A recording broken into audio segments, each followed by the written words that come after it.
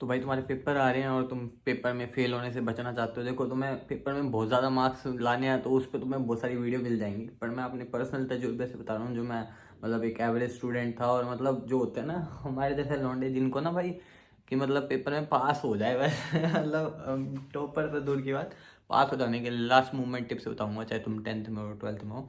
तो भाई सीधी सी ये बात गांठ मान लो कि ना, लास्ट मूवमेंट पे जो पढ़ते हैं ना पेपर से एक दिन पहले, यार तुम एक दिन छोड़ो, अब एक हफ्ते पहले तो पढ़ना शुरू कर देना। और जो भी तुम्हारे सब्जेक्ट है ना भाई, सारा कवर कर लेना। सारा कवर करना बहुत ज़रूरी है। मेरा तो यही रहता था, पेपर होते थे जो भी सब्जेक्ट था ना, मतलब उसको ओवरऑल तो सारा पढ़ लेता था। याद करने की मैं क्या ही नहीं रहा, याद उन चीज़ों को करो जो इंपॉर्टेंट है, जो तुम्हारे टीचर ने बता दिया जो भी है। बट पढ़ सारा लो कि कोई भी क्वेश्चन कहीं से आता ना। मैं बतेरे देखता था, मेरे क्लास में बालक थे तो ना, पेपर नहीं आता ना खाली छोड़ देंगे। मतलब मेरे को लगता था भाई दिमाग से पैदल है तो ठीक है, मतलब पढ़ाई में मंदबुद्धि है तो दिमाग तो चला लेंगे भाई।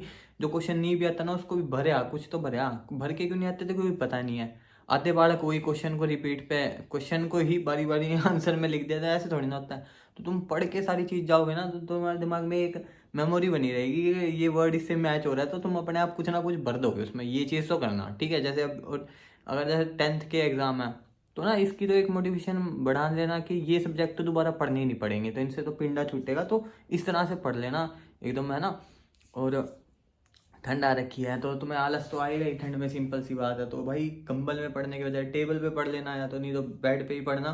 बट ना अपने आप को कवर्ड रखना, क्योंकि ठंड में आता है आलस, और जनवरी के मंथ में बहुत ज़्यादा आलस आता है, सर्दियों में बहुत आलस आता है। तो इसका सोल्यूशन पहले से ही कि बहुत सारे कपड़े पहन लेना, हीटर रख लेना, या फिर कंबल में या फिर टेबल पे आराम से बैठ के अपनी अच्छे से स्टडी करना, वरना दिक्कत हो जाएगी तुम्हें ही। और ना बस, और चीटिंग के भरोसे के मतलब तुम सोच के बैठे, तुमने यार दोस्त बता लिया या फर्रे बना लिया तुमने, या फिर अपने टेबल पे भाई, मैं तो क्या था, कार्डबोर्ड ले जाना अलाउड था मेरे टाइम में, तो बोर्ड्स में तो मैं बोर्ड पे कार्डबोर्ड पे लिख लेता था। फिर उसको जैसे लिख लिया अपना, और फिर इरेज करता फिरता, फटती बहुत थी भाई पर ना मज़ा आता था। तो और जैसे कोई रोल नंबर देख लिया तुमने, कौन किसके पीछे बैठेगा, उससे पूछ लिया भाई, ये भरोसे मत बैठना कौन किसके क्या बताएगा। बट हो सकता है इसके तुम ना 20-30% चांस लेके चलना कि पेपर में तुम्हारी चीटिंग भी होगी। कोई तुम्हें ऐसा भगवान का दिया हुआ वरदान मिल जाए कि तुम्हें ढंग का बंदा मिल जाए। अब चीटिंग भी तो किसकी करोगे, जिसको आता होगा। अब कोई कॉन्फिडेंस से यूं बोल दे कि भाई मेरा सही है, तुम्हें दिखा रहा है, क्या पता उसका भी गलत हो। तुम किसी और के ऊपर डिपेंड होने का 10% चांस लेके चलना, अपने ऊपर से जितना कर सको ना, जो भी है। मैथ्स में तो मेरी बहुत फटती थी भाई। मैथ्स का तुम अपना थोड़ा कर लेना जुगाड़।